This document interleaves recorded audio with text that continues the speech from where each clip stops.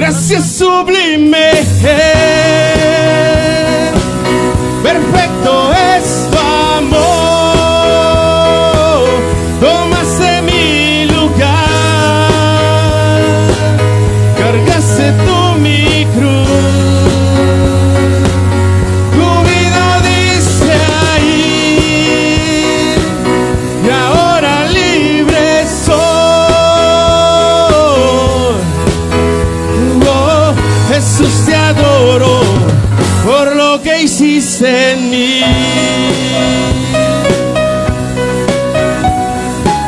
Primer carta a los Corintios, capítulo 10, versículo 14 al versículo número 22. Vamos a comenzar la lectura de una forma progresiva. Voy a leer los primeros versos, pero más adelante voy a ir leyendo el resto de los versículos para que podamos ir explicando y ir recibiendo este consejo de Dios. Verso 14 al versículo número 17. Por tanto, amados míos, huid de la idolatría, como a sensatos os hablo, juzgad vosotros lo que digo.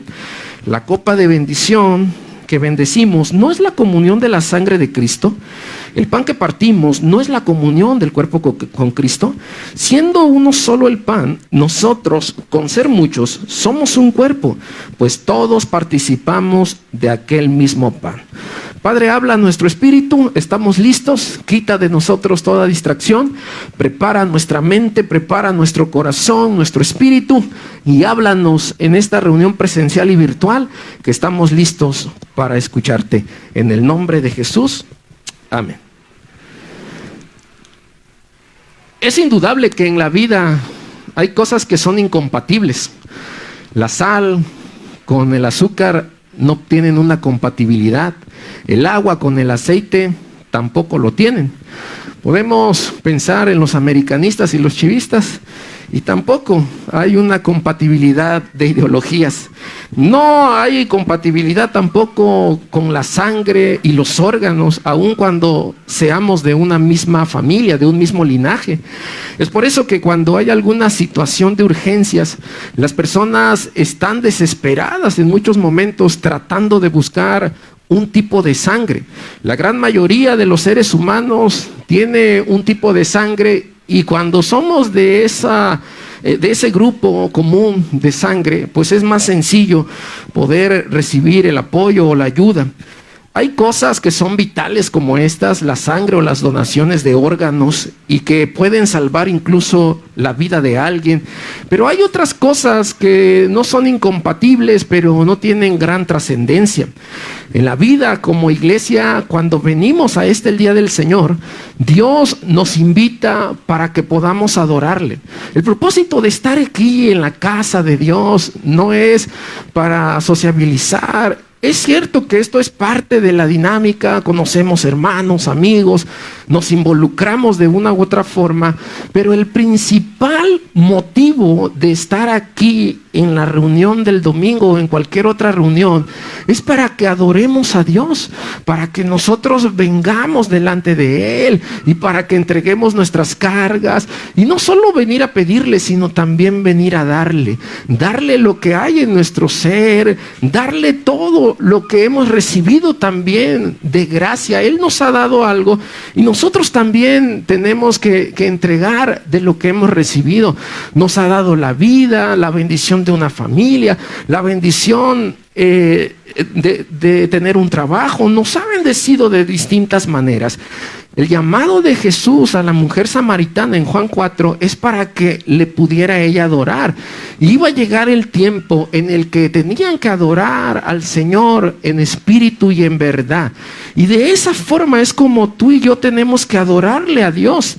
Así que la coinonía o la comunión que se da en el día del Señor nos va a conducir a buscarlo en un mismo sentir.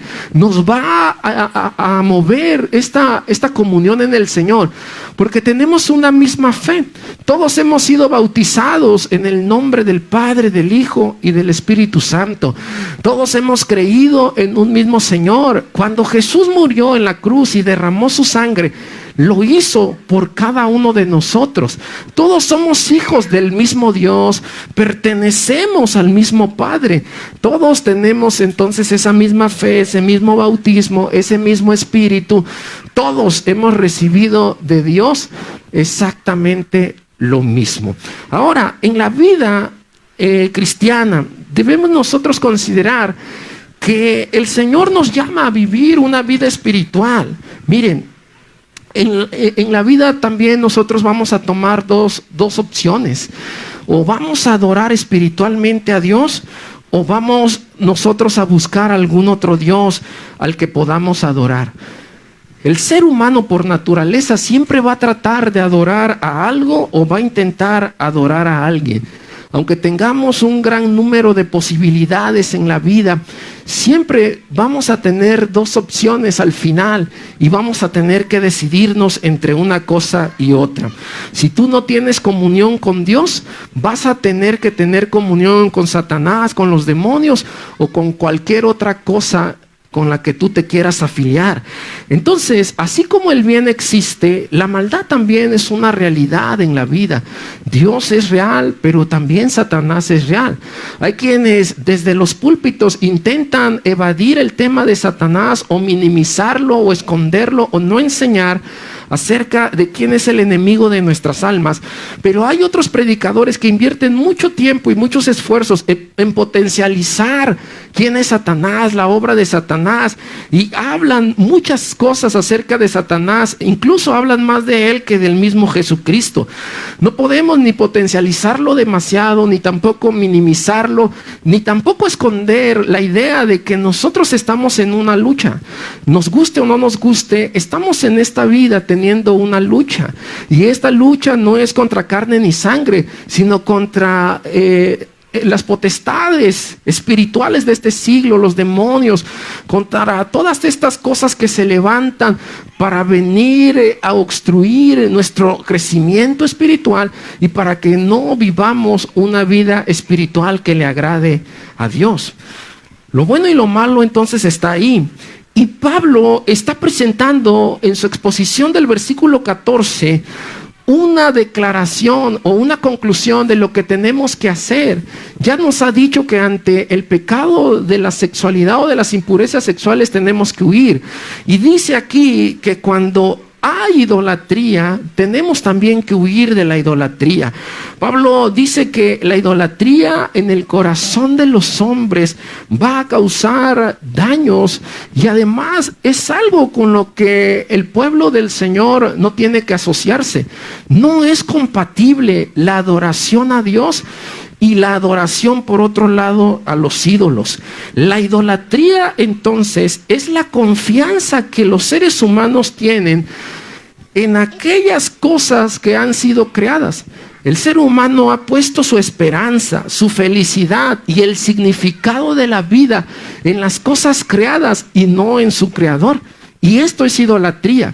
En Colosenses capítulo 3, verso 5, dice Pablo a los colosenses que la avaricia y los deseos sexuales impuros no son buenos en nuestra vida, y además la avaricia es idolatría. Algunos llaman a esta palabra idolatría como lujuria. Así que todo este desenfreno de nuestros deseos y nuestras emociones van a producir un malestar en nuestra vida. Nos vamos a enfermar espiritualmente. No podemos entonces pensar en buscar la presencia de Dios y en asociarnos con cosas que nos van a dañar, nos van a contaminar, y que sin darnos cuenta nos pueden matar espiritualmente también. Todos podemos entonces en este sentido ser idólatras. Todos tenemos un grado de idolatría si no nos ponemos en la brecha de la verdad del Señor. Aún los cristianos, aún la iglesia, No sé cuántos ídolos puedan haber en el corazón de usted. Las madres pueden tener ídolos en sus corazones, los esposos, los jóvenes y la iglesia como tal. Muchos de nosotros podemos tener en nuestro corazón algún tipo de ídolo, porque recuerda que la idolatría es la confianza a las cosas que han sido creadas y no al creador como tal. Nos da tanto temor el poder enfrentar las cosas que son inciertas. Por eso es que muchas personas tienen miedo a morir. No tienen miedo a morir como tal, sino al dolor que van a experimentar al morir o de qué forma van a morir. Hay quienes incluso desean morir de cierta manera. Hay quienes dicen: yo quisiera irme a mi cama, dormirme y no despertar, dormir para siempre, y desean una muerte tranquila. Pero muchos no quisieran morir en un incendio, en un accidente automovilístico, ahogados o de cualquier otra manera. Y la gente en sí no le tiene miedo a morir, eso es una realidad. Más bien a ese proceso, al cómo se va a presentar la muerte. Debemos entonces mirar en dónde está colocada nuestra confianza.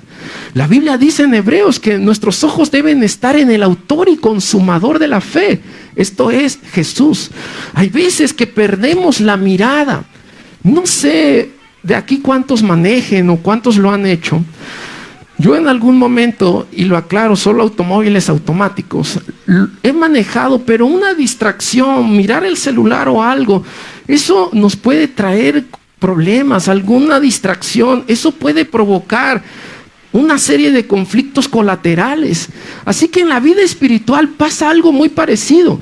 Tus ojos están puestos en Jesús, el autor y consumador de la fe, en la palabra de verdad, en las promesas que Dios nos ha dado.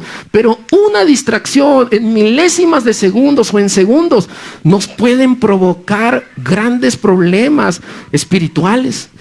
Lo que vemos primero aquí en este capítulo es la comunión en la mesa del Señor. El verso 21, lo voy a leer, dice esto: no podéis beber la copa del Señor y la copa de los demonios, no podéis participar de la mesa del Señor y de la mesa de los demonios. Lo que vemos aquí, número uno, es ciertos elementos que están representados en la Santa Cena del Señor. La iglesia cristiana tiene dos sacramentos fundamentales: la Santa Cena y el bautismo en agua. Estos sacramentos son ordenanzas que Dios estableció, y los sacramentos tienen características. Número uno, los sacramentos tuvieron que ser ordenados por Jesús, y la Santa Cena y el bautismo en agua fueron ordenados por Él. Número dos, Cristo tuvo que haber participado de ambos. Es por eso que nosotros solamente participamos de dos sacramentos o ordenanzas que Dios ha establecido en su palabra. Aunque hay quienes tienen 3, 7 o más sacramentos, estas dos características, según la Biblia, nos dan a nosotros la convicción y la enseñanza doctrinal de que un sacramento debe de tener ambas cosas. Jesús tuvo que haberlo declarado, enseñado, afirmado, y tuvo Él mismo que haber participado de ello. En la Santa Cena y en el bautismo en agua, esto se cumple. La copa de la cual se habla aquí es el símbolo de la sangre de Jesucristo. Esa sangre que fue derramada en la cruz del Calvario. La sangre de Jesús tiene el potencial de limpiarnos de toda impureza. Hay ocasiones que alguna bacteria o algún virus infecta la sangre en el cuerpo humano y se necesita contrarrestar con ciertos tratamientos. Y dice, este tratamiento, incluso en la leyenda del producto, va a servir para desintoxicar la sangre. Algo muy parecido sucede con aquellos que tienen que pasar por hemodiálisis. La sangre ya no está siendo purificada por los riñones porque han tenido algún problema, y es conectada a una máquina, y la máquina hace esa función de purificación. Hay una sangre preciosa que nos purifica y nos limpia de todo pecado y de todo mal, y que nos presenta justificados, sin culpa y libre delante del Padre eterno. Por esa sangre somos justificados. Y después se presenta el pan también como símbolo del cuerpo de Cristo. Hay algunos que creen que cuando participamos de la mesa del Señor, literalmente nos estamos comiendo un pedazo de la carne de Cristo y nos estamos tomando literalmente la sangre. La Biblia no da pauta para afirmar tal cosa. La Biblia señala que tanto la copa como el pan son un símbolo y una representación del cuerpo y de la sangre de Cristo. Así que cuando nosotros nos reunimos para participar en la mesa del Señor, lo que estamos demostrando es comunión. La comunión es compañerismo, es amistad, es una participación mutua o colectiva. Es la asociación que tenemos los unos con los otros. La comunión es una relación íntima. Cuando el cristiano viene a la casa de Dios, está teniendo una relación íntima, no solamente con Dios, con Cristo y con el Espíritu Santo, también está teniendo una relación de intimidad con sus hermanos, con los semejantes. En la primera carta de Juan, capítulo 1, versículo 3 y versículo 7, leemos esto: lo que hemos visto y oído, eso anunciamos, para que también vosotros tengáis comunión con nosotros. Verso 7: pero si andamos en luz como Él está en luz, hablando de Cristo, tenemos comunión unos con otros. Así que los que nos reunimos en el día del Señor en su casa para cantar, para orar y presentar nuestro corazón delante de Él, somos los que vivimos en espíritu, los que andamos en luz y no estamos en tinieblas. Pedro dijo que hemos sido trasladados del reino de las tinieblas para que vengamos ahora a ser parte del reino de la luz. Lo que está presentando Pablo aquí son dos mesas, dos copas. Está presentando dos alimentos diferentes, pan y carne. Está Pablo presentando en esencia la representación de lo que nosotros hacemos cuando participamos en la Santa Cena del Señor. Y derivado de esa presentación que Pablo hace, él nos está diciendo que cuando venimos a la casa de Dios y cuando participamos de la mesa de Dios, lo que se está logrando es una comunión. Aquí hay comunión, hay asociación, hay compañerismo los unos con los otros. Y en esa relación es en donde Dios se va a manifestar. En medio de esa comunión es en donde la presencia de Dios va a estar presente. En donde Dios se va a mover en medio de lo que nosotros hacemos dentro de la liturgia de la iglesia. Por esta razón, las mesas y los panes que son presentadas aquí nos llevan a que nosotros tomemos una decisión sensata. Les dice: yo les estoy hablando sabiendo que ustedes tienen un sentido común. Pablo le está diciendo a los hermanos de los Corintios que hay una mesa que el Señor ha preparado y es la mesa del Señor, con el pan y con la copa de la cual habrán de participar, la sangre y la carne que está representado en el pan, la carne de Cristo, el cuerpo de Cristo. Pero hay una mesa que es la mesa de los demonios. Recuerde que todo esto que estamos estudiando parte de la pregunta de 1 de Corintios capítulo 8, en donde le dijeron que si podían ellos participar de los alimentos que eran presentados a los ídolos. Y Pablo presenta estas dos mesas entonces, en donde nosotros como creyentes debemos de tomar una decisión, y no solo los corintios. Está la copa y la mesa del Señor, les decía, y la copa y la mesa de los demonios. Lo que estaba pasando con los corintios es que ellos estaban participando de las dos mesas, tanto en la mesa de los demonios como en la mesa del Señor. Estaban mezclando la luz con las tinieblas. Las cosas que son incompatibles estaban siendo compatibles supuestamente por los corintios. Y es algo que Pablo está entonces tratando de resolver a través de lo que les está escribiendo en esta parte de la carta del capítulo 10. Después de ver la comunión en la mesa del Señor, vamos al versículo 18, porque vamos a encontrar la comunión que se tiene con el Dios del altar. hay un Dios en ese altar. Y cuando se participa de esa comunión, entonces se está teniendo una relación con el Dios del altar. Dice el versículo 18: mirad a Israel según la carne, los que comen de los sacrificios no son partícipes del altar. Hay una pregunta que plantea Pablo ahí. Mire, el principio de comer en una mesa espiritual va a incluir tener comunión con un poder espiritual. Por eso este mensaje se llama comunión espiritual, porque podemos tener comunión con Dios o comunión con el reino de los demonios, de las tinieblas o de Satanás. Y cuando participamos de la mesa, entonces, en este caso, estamos participando de la comunión con Dios y no de una comunión demoníaca. En el Antiguo Testamento se ofrecían distintos sacrificios. En Levítico capítulo 7, verso 6, se nos habla acerca de una ofrenda que era encendida.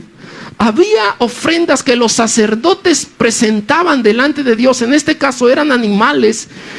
Y estos animales que eran ofrecidos, algunos se quemaban en su totalidad. Pero había algunas otras ofrendas, como la ofrenda encendida, que había parte del animal que era presentado que no se consumía totalmente. Dios les permitía a los sacerdotes que participaran de ese alimento, de la carne que era presentada como un sacrificio delante de Dios. El animal que era ofrecido le pertenecía a Dios, era entonces de su propiedad. Y el versículo número 6 de Levítico 7 dice: todo varón de entre los sacerdotes la comerá, será comida en un lugar santo, es cosa muy santa. Lo que vemos aquí es que el altar era el lugar de reunión entre Dios y los hombres. En el altar del Señor, y aunque aquí no tenemos como tal un altar, esto representa el altar de la iglesia. Este es el punto de reunión en donde nosotros vamos a encontrarnos con Dios.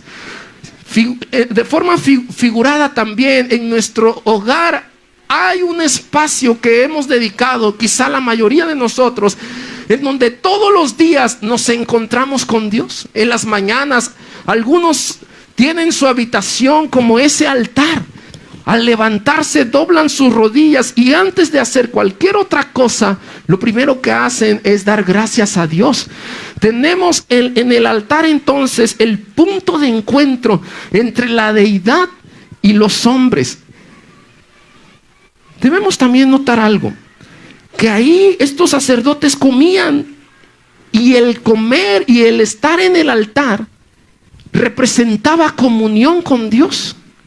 Lo que nosotros tenemos aquí es una comunión con el Padre. Tenemos comunión con el Hijo, con el Espíritu, pero no podemos desprendernos de la comunión que tenemos con los demás también. Eso es parte de lo que el creyente que vive en luz y anda en el Espíritu tiene que tener muy claro. Ahora, la carne sacrificada a los ídolos nos muestra una triple conexión. Miren, el altar, vemos la carne, pero también vemos un poder espiritual. Hay un poder espiritual que está operando. Así que en el Antiguo Testamento Dios era honrado a través de esa ofrenda. Hoy Pablo dice que no debemos conformarnos con las cosas de este siglo, Romanos 12, 1 al 3, sino que nuestra mente, nuestros pensamientos se tienen que renovar en el Señor todos los días. Tenemos que renovarnos en Él. Tenemos que aprender las cosas que en su santa palabra Él nos ha entregado. Y ahora nosotros somos esa ofrenda, ese sacrificio vivo y santo y agradable delante de Dios. Esta triple conexión del altar, la carne y el poder espiritual tienen una conexión doble también con la respuesta que se puede dar. Podemos dar la respuesta de participar, o podemos no participar y negarnos totalmente y decir: no quiero participar.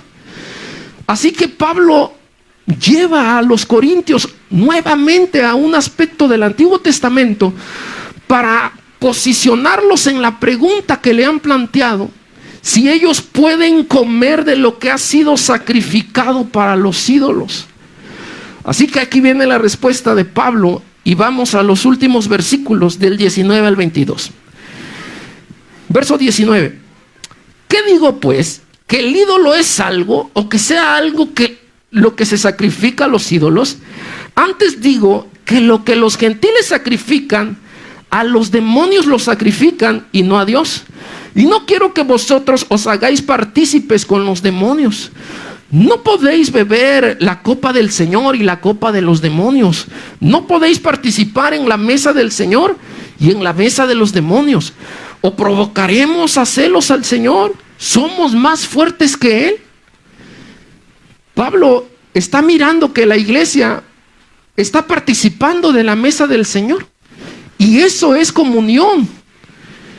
Pero también estos hermanos de Corintios, al salir de la reunión de la iglesia, recuerde que les habíamos comentado en uno de los mensajes que afuera de las iglesias regalaban carne que era sacrificada a los ídolos y que se hacía un gran banquete y los cristianos salían de la reunión del domingo y iban y comían lo sacrificado a los ídolos. Así que participaban de la comunión, porque lo que ha sido sacrificado, esa carne que había sido sacrificada, le pertenecía ya a esta hueste demoníaca. Y Pablo entonces comienza diciéndole a los cristianos esto: los ídolos no son nada. Primera de Corintios 8:4 dice: acerca pues de las comidas que se sacrifican a los ídolos, sabemos que un ídolo nada es en el mundo y que no hay más que un Dios, un solo Dios verdadero. Así que lo que se sacrifica a los ídolos, Pablo dice, el ídolo no es nada. Comienza dando una definición de lo que es un ídolo. Aunque se hayan hecho semejanza o escultura de madera, metal, bronce, dice Pablo en 1 Corintios 8:4, los ídolos no son nada, no tienen poder. No sé si usted cuando está frente a una figura de un ídolo dice, ay no, es que él es poderoso. No, Dios a usted le ha dado autoridad y le ha dado poder. Y Pablo dice que un ídolo no es absolutamente nada. Oiga, pero es que sí, el ídolo puede hacer algo. No, el ídolo no es nada. Y si el ídolo no es nada, el alimento que es sacrificado a los ídolos, lo están sacrificando a los demonios. Es lo que dice el texto aquí. No participéis con los demonios, dice Pablo.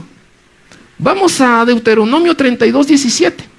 Dice: sacrificaron a los demonios y no a Dios, a dioses que no habían conocido, a nuevos dioses venidos de cerca, que no habían temido vuestros padres. Y lo que está entonces diciendo Pablo en el verso 20, que no participemos de los demonios, es de que esta comida que es ofrecida a ellos les pertenece a ellos. Es de ellos. Es un sacrificio para los demonios. Alguien puede pensar que hay algo contradictorio en esto, porque si los ídolos no son nada, y entonces lo que se le sacrifica a alguien, entonces sí son algo. No.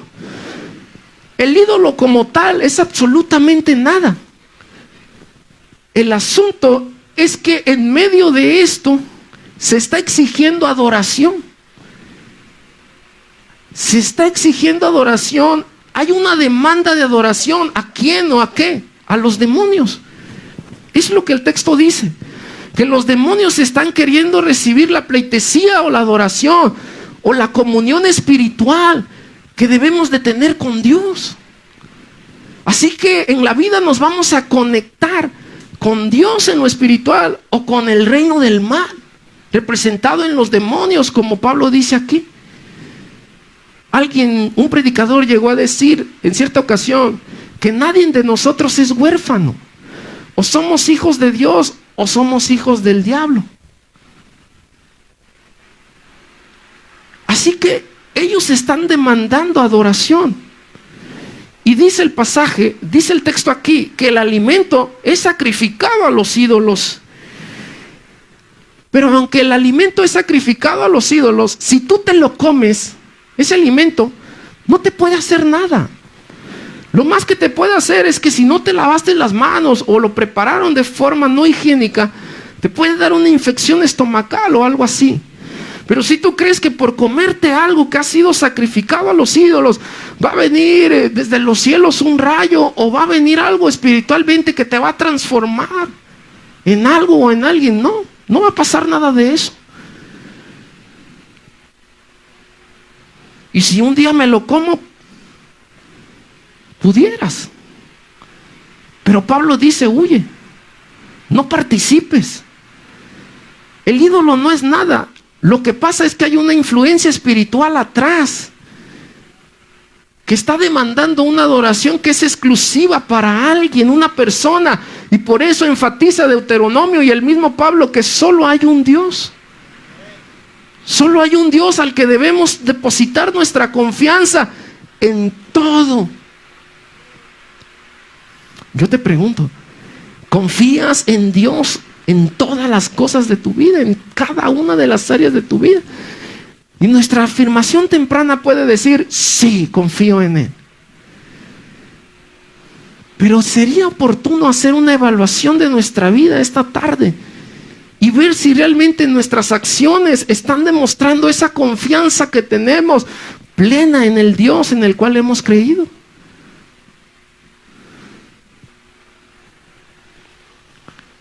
A nadie le va a pasar nada si se come ese alimento, pero no se lo tendría que comer.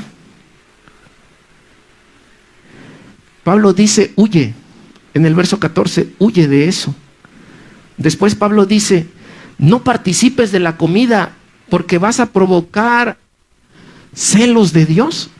Deuteronomio 32:21 dice, ellos me movieron a celos con lo que no es Dios. Me provocaron a ira con sus ídolos. Deuteronomio 32:21. Lo que pasa es que aquí entran algunos asuntos éticos importantes. Resulta que ellos participaban, los corintios, de la comunión, la mesa del Señor. Salían y participaban de la comida, de la carne. Estaban comiendo. Y por eso Pablo dice, no puedes estar en las dos mesas, participar de las dos cosas. Pero aquí surge algo distinto. ¿Qué pasa si algún familiar mío no tiene estas creencias y me invita a comer? Es lo que planteaban los corintios. Y me invitan a comer, ¿qué hago? ¿Me lo como o no me lo como? Y Pablo dice, no preguntes. Si vas al mercado y compras y esa carne fue presentada a los ídolos y la están vendiendo, no preguntes, cómprala y cómetela ahora. Si tu familia te invita a comer algo que es sacrificado a los ídolos y tú no sabes, tú no preguntes, tú nada más santifícalo y cómetelo.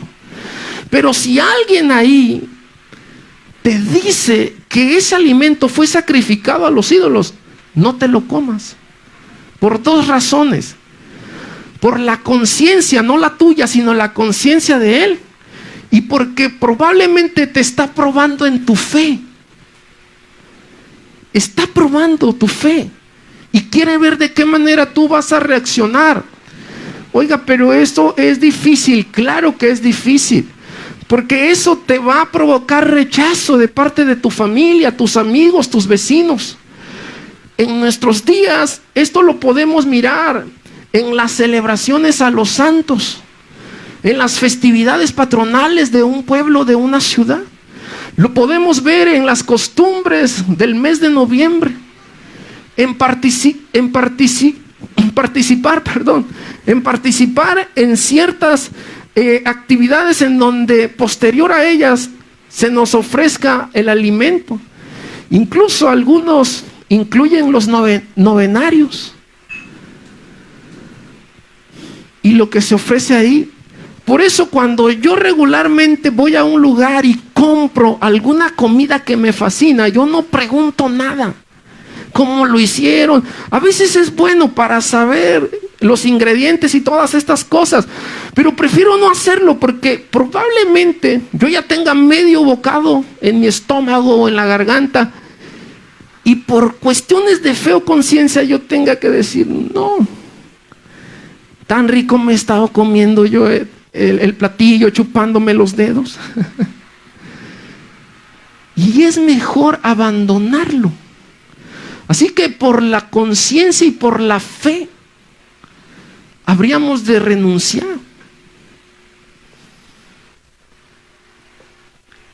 Esto lo dice Pablo, y lo dice el Señor. Dice Pablo, no participemos de esto porque vamos a provocar a ir al Señor. El celo de Dios se va a encender. ¿Y por qué se va a encender el celo de Dios? Porque toda participación con algo que es idolatría, y recuerden, no solo piensen en una imagen, no. La idolatría es todo el rechazo o la rebelión que tenemos hacia Dios. Hay ateos que no creen en figuras, en nada, pero también en su corazón hay necedad e idolatría, porque la idolatría es el rechazo, la desconfianza que tenemos a Dios, o sacar a Dios de la ecuación de nuestra vida. Dejar a Dios afuera de nuestra vida, eso es idolatría. Y es algo que va a despertar el celo del Señor, porque toda idolatría causa una infidelidad espiritual. Y de eso Pablo está hablando ahí. Iglesia, no participes en festividades que no tienen que ver con la luz o que dañan la conciencia o la fe de otros. El castigo de Dios puede ser muy fuerte y no lo vamos a poder resistir. La omnipotencia de Dios, lo que Dios pueda traer a nuestra vida. No te asocies con las tinieblas. Eres luz y como luz tienes que brillar. Brilla en el lugar donde estés. Termino con esto. Experimentemos en la cabeza ajena, en la cabeza de los de Israel. Aunque como lo dijimos la semana pasada, no aprendemos de lo que otros hacen, pero tú sí aprende en cabeza ajena. Aprende de ellos. Aprende a no hacer lo que ellos hicieron. Toma tu sana distancia. 1,5 metros o 2 metros. Toma tu sana distancia de aquellas festividades o celebraciones que atentan contra los principios bíblicos y contra la ética de Dios. Aunque esto te va a llevar a sentir el rechazo de tu familia, de tus amigos y de tus vecinos, porque te van a rechazar, se van a burlar de ti, incluso van a decir que estás loco y que te lavaron la cabeza con ideas. Y traigo al extracto otras palabras de un predicador que dijo: no solo me lavaron la cabeza, me lavaron todo, porque no solo la cabeza la tenía llena de malas ideas, mi corazón estaba pervertido y todo mi ser necesitaba ser lavado en la fuente de la sangre gradual que nos va a limpiar y nos va a lavar, esa sangre poderosa del Señor. Y yo, como ese pastor, no solo me lavaron la cabeza, a mí me lavaron todo, porque yo necesitaba ser limpio para presentarme delante de aquel que está limpio, que es santo. Hermanos, vas a sufrir. Jesús dijo que traería enemistad hasta con los de la propia casa, y muchos van a sentir que ese desaire que les has hecho pues no está bien. Al principio te va a causar mucho dolor, lágrimas, te va a causar desesperación, incluso vas a querer renunciar a la fe cristiana. Pero escucha esto: si tú te mantienes firme y en convicción, esas personas, amigos, familiares, vecinos, cercanos a ti, van a mirar tu convicción y tu firmeza. Y por esa convicción y firmeza que tú muestras, ellos se van a querer acercar a ti. Ellos van a querer tener la fe y el Cristo que tú tienes. Ellos van a ver que ante lo que has pasado, tú te has mantenido fiel a Dios. Hechos 15:28 dice esto.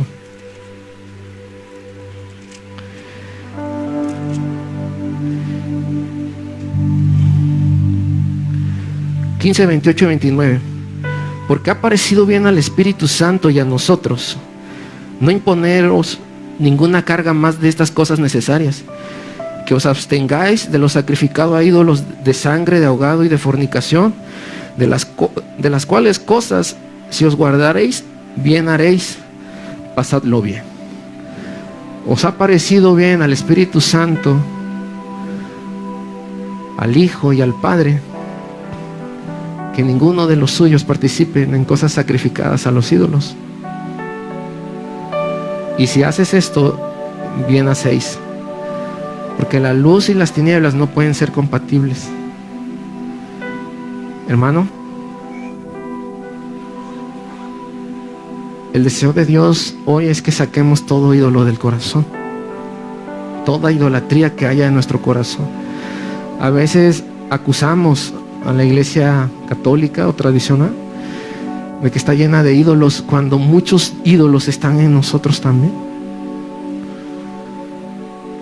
Hay que sacarlo, hay que dejar que con el fuego de Dios, como Elías, esos ídolos sean derribados y no nos mezclemos, no participemos de lo que no es agradable ante los ojos de Dios. Brilla, hermano, porque tú eres luz. Brilla, aunque tengas que padecer en tu casa, aunque tengas que llorar y sufrir el rechazo,